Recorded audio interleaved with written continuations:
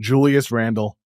Julius Randle, man, just absolutely sensational. In the closeout game, he had 29 points on 13 of 18 after a poor game one.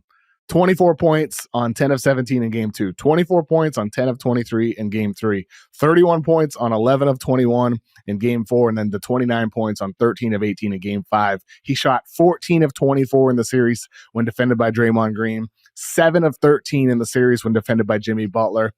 Unstoppable. He was amazing. It's just unbelievable after what he did against the Knicks, after what he did for the Knicks in recent years.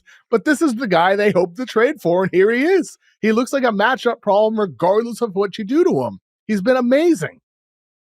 Mea culpa. Like, I've been dogging this dude all season long, not thinking that he's the right piece, and the Karl-Anthony Towns trade that the Knicks won that thing 10 times over. Julius Randle in the big moments in the playoffs, I didn't believe it.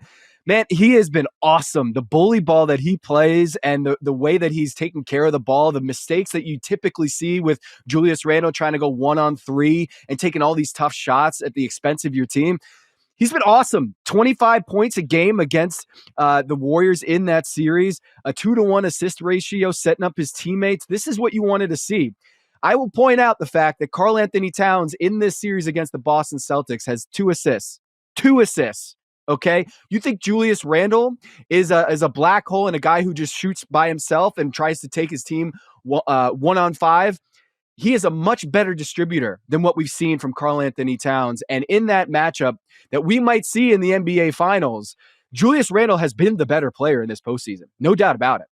Oh, yeah, he has. I mean, look, I'm talking about scoring here, but, game by game, 6 assists, 11, 12, 13, 5. He averaged 7.4 assists in the entire series, so only 3.6 turnovers. He's been a great playmaker, secondary playmaker alongside Anthony Edwards.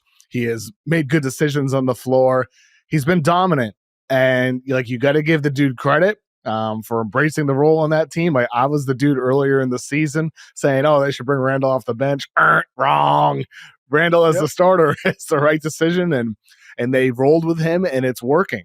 And I think with Minnesota, regardless of the opponent next round, you got to be feeling good about the trend you've seen, I think, with Rudy Gobert in each of those first 2 series. Against the Lakers, I felt he wore them down game after game with the physicality. Then he has 27 and 24 in the closeout game against the Lakers. Against the Warriors, a much smaller team, of course, he doesn't have a 27 and 24 game.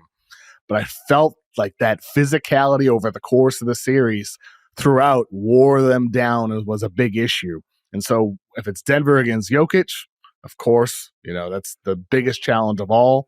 Or it's against the front line with Hartenstein, Jalen Williams, Chet Holmgren.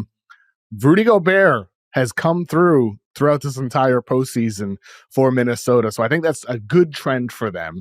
And I think he can work in either of these series. It's not like he's going to get pulled out and, going to see a Steph-like moment from a decade ago, however long ago it was at this point, Tom. Gobert's surviving and he's thriving for Minnesota. It's more than just Anthony Edwards is my point here. It's more than just Ant with Minnesota and why they're in this position right now. Totally. And I did not see this coming. Julius Randle and Rudy Gobert, I did not love the fit, especially in the postseason when the game slows down. Can you get enough 3-point shooting and spacing from Julius Randle to work next to Rudy Gobert? The answer is so far, so good. And I think this is one of the questions that I have going forward against Denver. Can you get away with Rudy Gobert on the floor against Denver? I guess you go with Naz Reid or Julius Randle on Jokic, and then have Rudy Gobert off the ball. Or you put Rudy on Jokic, but that kind of I don't love that matchup for Rudy Gobert and the strength of Jokic against him. It's going to be an interesting next series for Minnesota. The Warriors were not a good test for the Minnesota Timberwolves. Even without Steph Curry, we said on this show, they can win this series without Stephen Curry in uniform. It would take Jimmy Butler to show up and be playoff Jimmy. We've talked about this. He did not show up at the end of that series. At this age, with the role players, they needed a lot more from Draymond and Jimmy. But you got to give the Minnesota defense a lot of credit, as they took them away and they were worn down a lot of because Rudy Gobert and Julius Randle just beat them up. in that series. And I think a lot of the timidness of Jimmy Butler around the rim and Draymond playing basically at the 3-point line for most of that series is because they didn't really want to get in the paint against Rudy Gobert for a lot of that series.